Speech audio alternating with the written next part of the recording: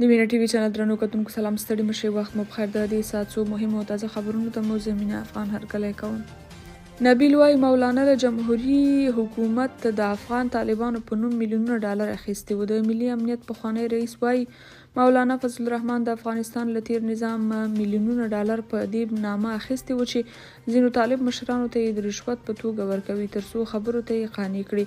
رحمت الله نبیل دا خبره وروسته له هغې کړې ده چې طالبانو فضل الرحمن ته د افغانستان د سفر بلنه ورکړې.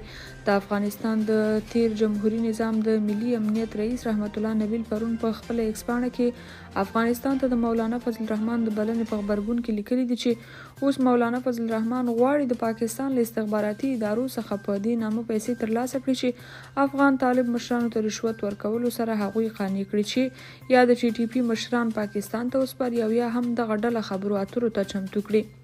نبیل زیاتوي ملا له جماعت نه پیسې غلا کوي خو وایي چې دا د خدای دی. پاکستان وايي د طالبانو لخوا پر کونړ سیند بند جوړول د جګړې او دښمنۍ په معنا ده. د پاکستان لنډمهاله حکومت د بلوچستان ایالت د اطلاعاتو وزیر جانت سکزي د یکشنبې په ورځ د لیندۍ په 26مه پر خپله ایکس پاڼه لیکلي چې د کونړ پر سیند د طالبانو له لوري د بند جوړولو یوه اړخیزه پریکړه د پاکستان پر ضد دښمنانه کړنه ده. نوموړی زیاتوي که طالبان د پاکستان له ګډونه پرته د دغه بند پر جوړېدو کار پیل کړي سختې پایلې به ولري او د دواړو هیوادونو ترمنځ د کړکېچ او احتمالي جګړې د زیاتېدو لامل به وګرځي. د نوموړي د ادعا له مخې چې اوس طالبان پر کونړ سیند د بند جوړولو په اړه له یوه هندي شرکت سره په خبرو بوخت دي او پر دغه سیند بند جوړول به د پاکستان لوري ته د اوبو پر جریان پام وړ اغیز ولري. هغه ادعا کړې ده چې د چترال اوبه پر افغانستان تیریږي نو طالبان به یوازې ځان د بند جوړولو حق نه لري. جانت سکزي لیکلي چې طالبان لا له وړاندې د افغانستان په شمال کې د آمو سیند د اوبو مدیریت لپاره کار کوي چې ترکمنستان او ازبکستان یې د قوشتېپې کانال د پرمختګ په اړه په غوسه کړی. متقي وايي امریکا زموږ د مخالفینو ملاتړ نه کوي. د طالبانو د بهرنیو چارو وزیر امیر خان متقي په هرات کې یوې غونډې ته ویلي دي چې لکه څنګه چې موږ چاته اجازه نه ورکوو چې له افغانستان څخه نورو هیوادونو ته ګواښ پیښ کړي همداسې امریکا او د یاد هیواد متحدینو طالبانو ته ډاډ ورکړی چې د طالبانو خلاف د هیڅ مخالف فرد او حرکت ملاتړ نه کوي. طالبان وايي تیر یو کال کې د ټي ټي پي 40 غړي نیولي. د طالبانو د کورنیو چارو وزارت ویاند عبدالمتین قانی وايي چې د تیر یو کال په لړ کې دوی په هیواد کې د پاکستاني طالبانو د تحریک یا ټي ټي پي 40 غړي نیولي دي. هغه د دغو کسانو د هویت او په ټي ټي پي کې د موقف د سطحې په اړه څه نه دی ویلي خو ټینګار یې کړی چې د افغانستان په خاوره کې د نورو هیوادونو خلاف فعالیت کوونکي به نیسي. دغه طالب ویان دا هم ویلي دي چې نیول شوي کسان له دوی سره بندیان دي. متین قانی په دې اړه چې دغه پاکستانی طالبان به پاکستان ته وسپارل شي کنه څه نه دی ویلي.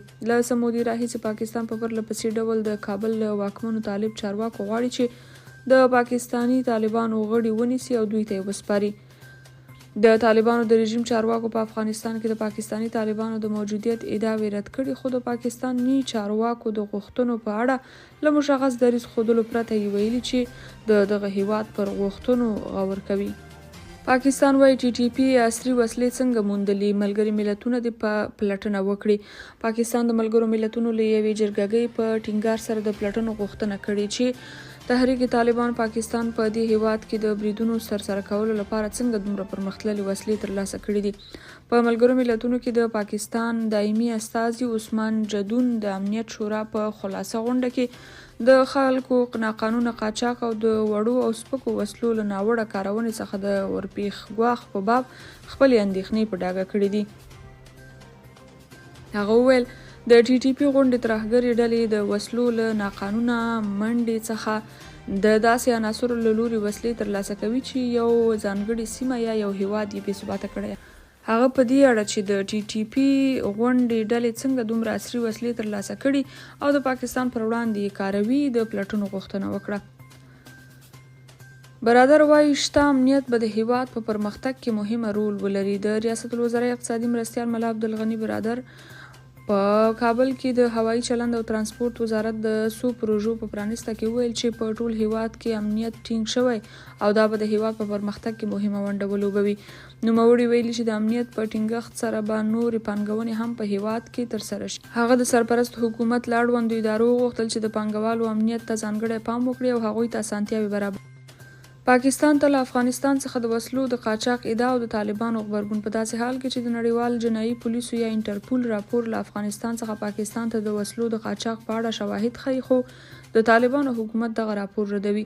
د طالبانو حکومت ویاند ذبیح الله مجاهد د افغانستان له کورنیو رسنیو سره د خبرو پر مهال ویلي هغه وسلې او مهمات چې د دوی له حکومت سره ثبت او راجستر دي نه قاچاق کیږي، خو دوی تمه لري چې د قاچاقي لارو په اړه دوی ته معلومات ورکړل شي څو دا موضوع وڅېړي.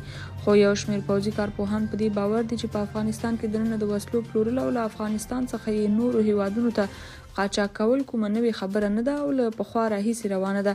په اسیا کې د وسلو او مهماتو د قاچاق په اړه د نړیوال جنایي پولیسو یا انټرپول په راپور کې چې د جمعې په ورځ خپور شو ویل شول چې په مرکزي سویلي او ختیځ اسیا کې د ترهګرو ډلو او جنایتکارو سازمانونو لپاره سپکو او ارزانه وسلو ته لاسرسی یوه عادي خبره ګرځېدلې، ځکه چې د انټرپول پولیسو په وینا دا ډلې کولی شي په اسانۍ سره دا وسلې ولېږدوي. د سند صوبې له بندخونو څخه د افغان وګړو د خلاصون په بهیر کې د کراچۍ ښار ملیر سنټرل جیل او ریمانډ هوم له زندانونو څخه د 6 هلکانو په ګډون 50 تنه افغانان آزاد کړل شوي دي. په کراچۍ ښار کې د افغانستان قونسلګرۍ په خپله ایکس پاڼه لیکلي چې دغه افغان وګړي د دغې قونسلګرۍ په مرسته د چمن له لارې هیواد ته لیږدول شوي دي. د تیر 1.5 کال په لړ کې د افغانستان اسلامي امارت جنرال قونسلګرۍ د هڅو په پایله کې د ښځو او ماشومانو په ګډون 3053 تنه افغانان د سند ایالت له بېلابېلو بندخونو څخه آزاد کړل شوي دي او په دولتي لګښت هیواد ته راستول شوي. چارواکي وایي ټاپي پروژه کې به زرګونه کسانو ته د کار زمینه برابره شي. د کانونو او پټرولیم سرپرست وزیر ټاپي پروژه د هیواد د اقتصادي ودې لپاره اغیزمنه بللې او زیاته کړې ده چې د یادې پروژې په پلي کېدو سره به زرګونه کسانو ته د کار زمینه برابره شي. نوموړي په هرات کې یوې غونډې ته دغه راز ویلي دي چې د هرات غور شاوخوا 350 کیلومتره لویه لار به د دغه ولایت له عوایدو څخه ورغول شي. ټاپي له ترکمنستان څخه د افغانستان له لارې پاکستان او بیا هند ته د ګاز نللیکې د غځولو پروژه ده چې 935 کیلومتره د افغانستان له هرات، فراه، هلمند او کندهار ولایتونو څخه تیریږي. درنو اوریدونکو، د دې ساعت خبري ټولګه تر همدې ځایه او تر بیا بلې ټولګې ښې چارې د خدای په امان.